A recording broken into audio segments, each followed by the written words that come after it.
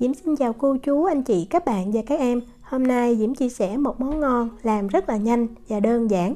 Mình có thể dùng như bữa chính hoặc là dùng ăn sáng, ăn trưa đều được luôn. Đó là món miếng gà trộn. Miếng được trụng vừa tới, kết hợp với phần nước sốt chua ngọt, đồng thời rau muống giá ăn giòn giòn, ngon lắm luôn. Cách làm như thế nào thì bây giờ mình cùng vào bếp làm món miếng gà trộn này với Diễm nha.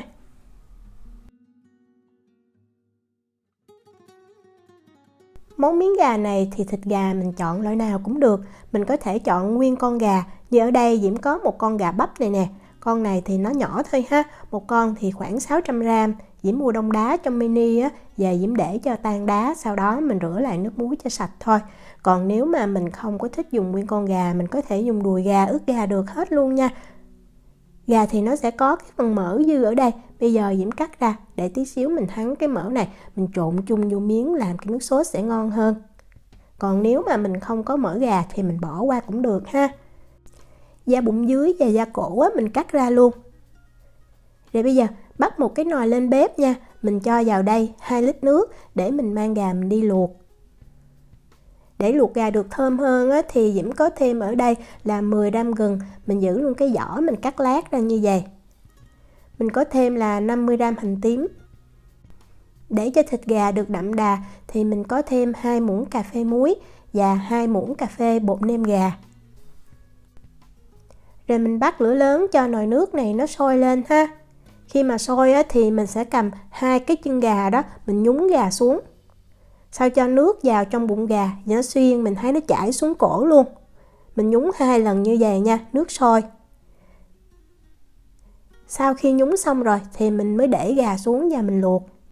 Như vậy giúp cho da gà săn lại, đồng thời nước ở trong bụng gà như vậy sẽ giúp cho gà được chín kỹ. Mình để lửa cho nước sôi nhẹ như vậy và mình luộc gà trong thời gian từ 5 cho tới 10 phút tùy cái con gà to hay nhỏ đó. Gà 600g và gà đông đá, vì vậy Diễm sẽ luộc 5 phút. Còn nếu mà gà nặng hơn 1 kg thì mình luộc 10 phút. Đó, mình để nước sôi nhẹ như vậy nha. Nếu mà nước sôi lớn quá thì da gà dễ bị rách. Nhưng mà món này dễ ở chỗ là mình xé gà ra đó, vì vậy cũng không có quan trọng lắm. Sau 5 phút thì Diễm sẽ tắt bếp. Rồi bây giờ Diễm lấy nắp, Diễm đậy lại và mình ủ gà trong thời gian là 30 phút. Con gà này là 600g. Còn nếu mà gà 1 kg hoặc 1 kg hơn thì thời gian sẽ lâu hơn, 60 tới 70 phút nha. Trong thời gian này thì mình đi làm cái nước dầu để mình trộn dầu miếng. Lấy một cái nồi nhỏ nè, Diễm cho vào đây 100ml dầu ăn. Và da gà, mỡ gà hồi nãy mình đã cắt ra đó, mình cho vào luôn. Mình có thêm ở đây là 50g hành tím Diễm đã cắt lát. Mình cắt cái độ dày khoảng 1mm là được. Rồi mình bật lửa lớn lên nha, cho dầu nó sôi. Khi dầu bắt đầu sôi thì mình hạ xuống lửa trung bình và mình phi cái hành này cho nó vàng là được. Mình phi như vậy để mỡ gà nó ra nè, và hành nó cũng ra cái mùi thơm. Cái dầu khi mà mình trộn vào miếng rất là ngon. Mình cứ để lửa trung bình như vậy, thỉnh thoảng mình tới mình đảo ha.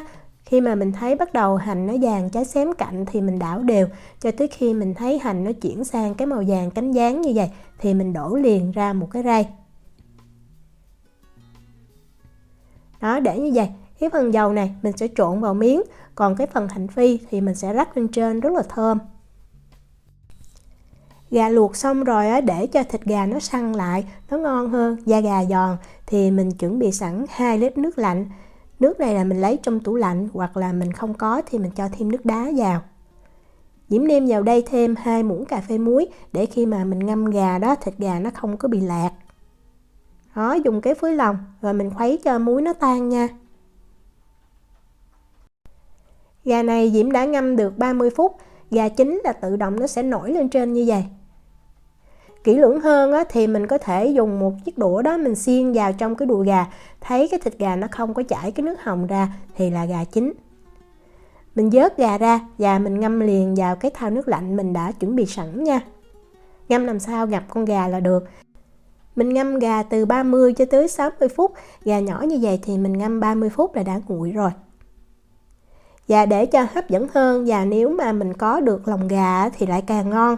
Diễm không có nhưng mà Diễm có gan gà nè, vì vậy Diễm sẽ luộc thêm gan gà để cho cái tô miếng của mình nó được hấp dẫn hơn.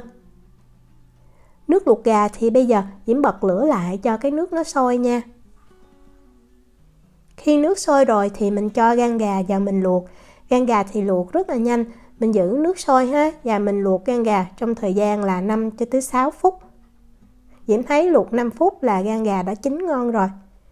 Cái nước này lúc mà nó sôi lên thì nó sẽ có bọt đó.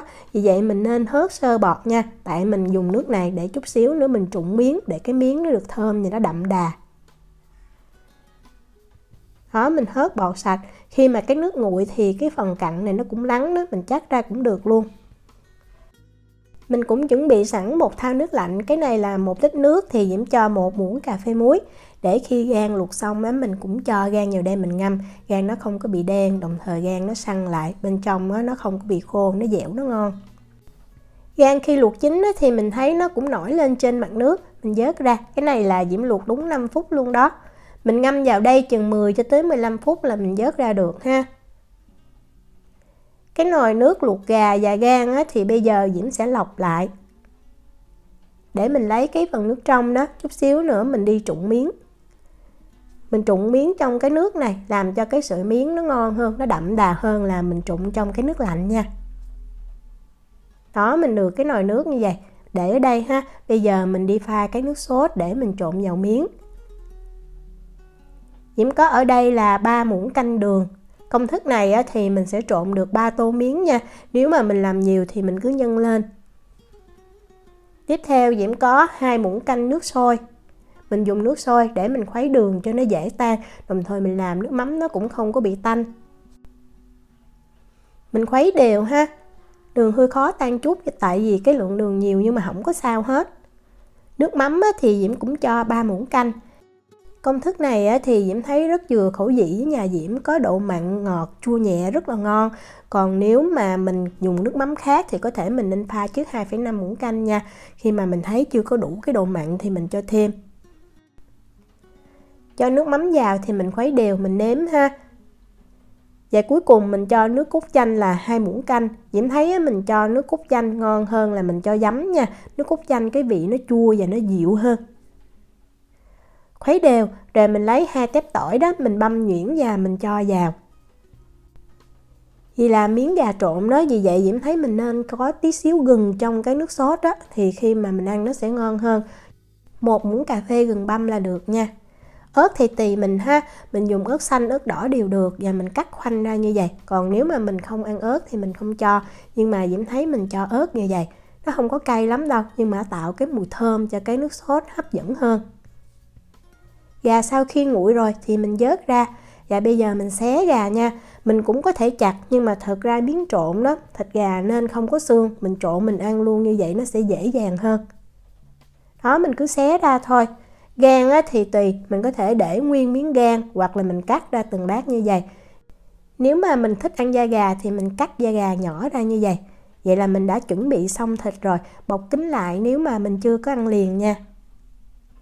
Miếng thì Diễm dùng cái miếng dong. Miếng dong này Diễm thấy rất là ngon và trên bao bì cũng ghi là không có dùng chất bảo quản hay là hóa chất gì hết. Diễm dùng hiệu này nha. Một gói như vậy là 250g. Diễm làm 3 phần miếng trộn thì Diễm ngâm 2 vắt như vậy. Để miếng vô một cái thau rồi mình cho nước ở nhiệt độ phòng, không nóng cũng không lạnh, và mình ngâm miếng này trong thời gian từ 12 cho tới 15 phút. Trên bao bì thì ghi ngâm 2 phút thôi nhưng mà Diễm thấy không có đủ nha. Mình ngâm ít nhất cũng 10 phút. Mình ngâm làm sao cho cái sợi miếng nó mềm, tức là nó không có còn cứng, nó cầm lên như vậy nè. Đó, như vậy là được. Thì mình vớt ra để ráo. Nếu mà mình không có trụng liền mình có thể cho vào trong túi ni lông, mình bọc kín lại, mình để trong tủ lạnh hay là để ngoài đều được. Chị thấy rất là tiện. Khi mà mình trụng miếng mình cho vô nước lèo mình trụng, mình nhớ tơi cái sợi miếng ra ha. Như vậy thì mình trụng nó sẽ đều hơn.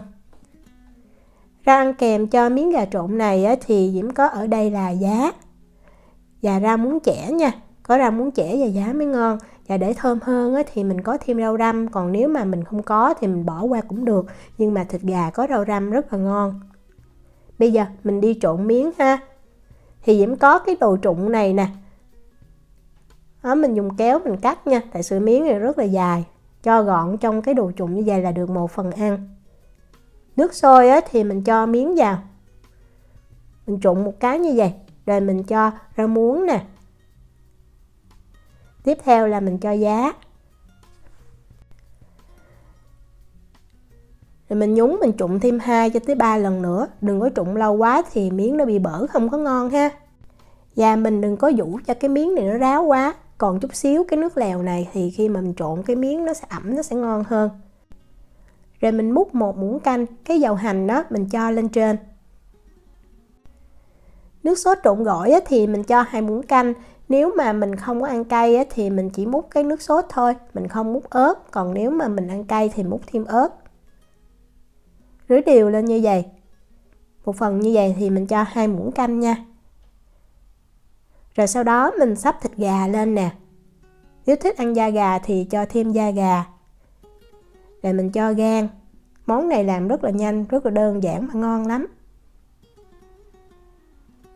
Rồi mình rắc hành phi lên, có hành phi nhiều mới ngon ha.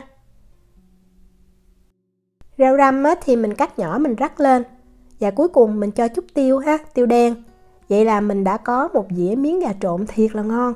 Cách làm thì vô cùng đơn giản nữa.